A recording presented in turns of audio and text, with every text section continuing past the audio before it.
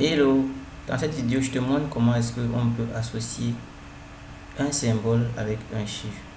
Par exemple, devant nous, nous avons une feuille de calcul qui présente les ventes d'une entreprise pour une année 2021 et l'année suivante 2022.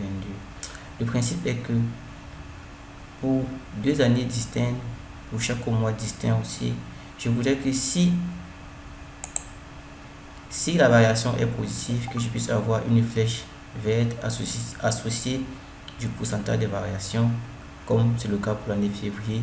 Et s'il y a une baisse de vente, dans ce cas, je veux avoir une flèche rouge et suivie du pourcentage de vente.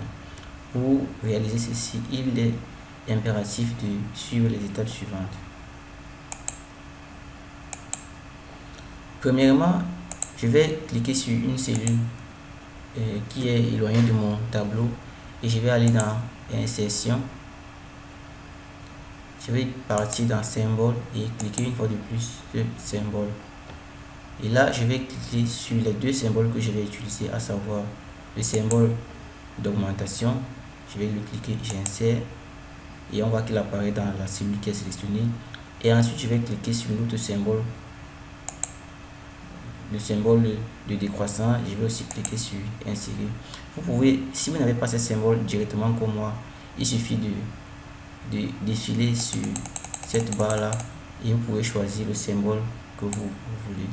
Une fois que j'ai fini de choisir mes symboles, je vais fermer ma fenêtre et maintenant je vais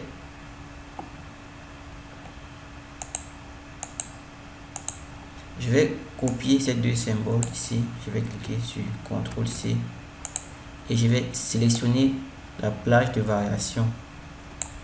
Je vais aller dans le menu accueil, cliquer sur la flèche police et dans nombre, je vais choisir personnaliser.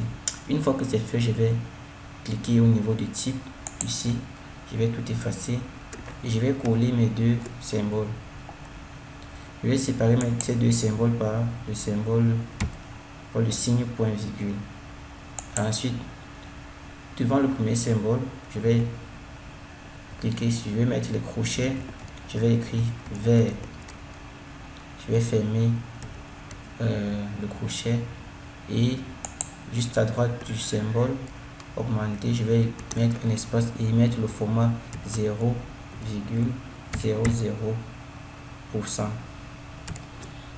Et je vais faire pareil pour l'autre côté du point virgule, à savoir le symbole d'abaissement de décroissance. Je vais cliquer sur, je vais entrer les crochets, je vais écrire rouge, fermer les crochets et ensuite à la fin je vais mettre l'espace et 0,00%.